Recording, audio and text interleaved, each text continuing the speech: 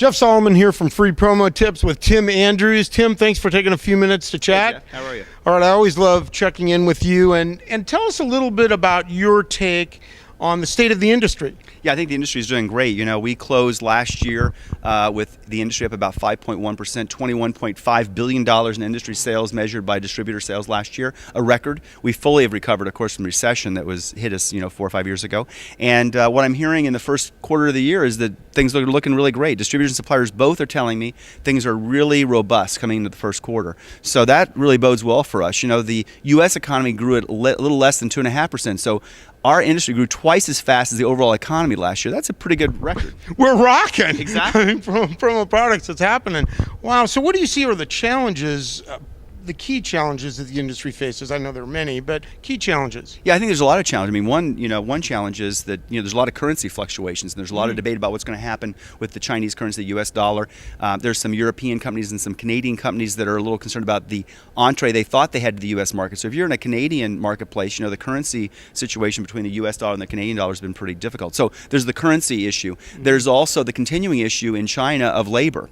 Increasingly, people in China are being sort of promoted into sort of a middle income kind of world, and people, just as in the States, people that are in China don't want their kids to grow up to work in a factory necessarily, and so there's a huge issue there with what's that really going to look like? What's the labor market going to look like? And are there other places to go? So suppliers looking to Vietnam and other areas for sources of supply. So I think in terms of those kind of external forces, those are big things, and then internally, it's just how does a distributor target their prospects and their customers, and how do they make sure they get them really great ideas and good solutions for their marketing problems. Right, and I know ASI has tools, obviously, that help people to do that, and new things are happening. Anything you want to share along those lines? Yeah, we got a lot of exciting things going on with ESP, which is the platform that distributors use to source product. We're going to be launching a lot of innovations there from an order management perspective, and also CRM, so you can manage your customers in very simplified ways. One of the things we've learned over the years is that you can't overcomplicate what you're providing. The tools have to be pretty simple. So we're doing a lot of simplification right now of tools because we've got a lot of great features. We've got to make them really easy and quick to use. Right, excellent. Now, a concern that I know distributors have in the industry is new people coming in, low barrier to entry, and all that kind of stuff. Of course, America is great. We all have the opportunity to start a business and all that. But how would you respond to distributors who have concerns about that?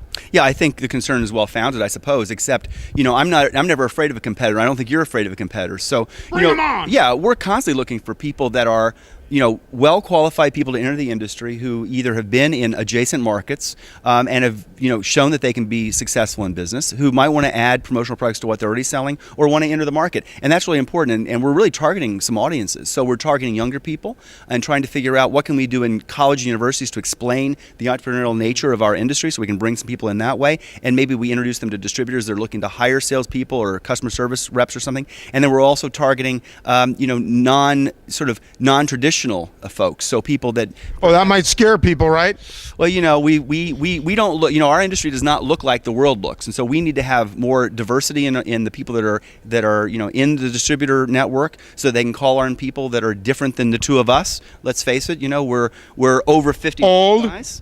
And that's really, we've got to have a more diverse market. You walk around a trade show floor, and it is not a diverse world. And so we're targeting to increase the diversity and the youth aspect of the industry, and also still looking at adjacent markets and bringing people in who have very effective businesses that are selling items to businesses, a business-to-business kind of model, and they might want to add promotional products to their already successful business. Right.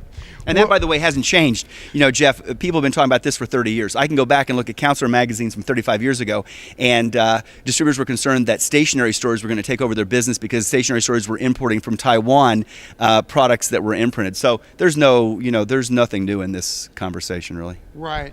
Now, ASI is making an announcement of some new things. Can you tell us a little bit about that? Yeah, we got a couple things going on. First of all, here at the ASI Long Beach show, we're announcing a new show activity we're going to have on both the East and the West Coast next year called Engage. It's going to be a 3-day event, just as our shows traditionally are. The first 2 days, though, 75 suppliers, 4- and 5-star suppliers, and about 200 distributors that are invited to come, and it's all inclusive for both the suppliers and the distributors. Suppliers just have to get themselves here. Distributors will pay the airfare if they qualify, and once the suppliers are here, it's all inclusive. So lunches, breakfast, and then a cocktail party the first 2 days. Third day is going to be an open show for any distributor in the area that wants to come in, and they can also bring in their in-buyer if they want to bring an in-buyer that can be escorted around the show floor. So it's still a 3-day show, but really a hosted buyer event the first 2 days with 200 distributors, 75 suppliers, and then the final day, any distributor in the area that wants to come in or fly in if they want, and they can bring an in-buyer with them to walk the show floor. Wow, something different and new. Absolutely, totally new. No one else does it in the industry. We did a lot of research with our advisory board that serves the show group, and we really feel that this is a really great answer for both the East and the West Coast. Wow, great. Well, anything else you'd like to share? No, I think you've covered it well. All right. Hey, thanks so much, Tim. I really appreciate Thank you, it. Jeff. Thanks All very right. much for the invitation.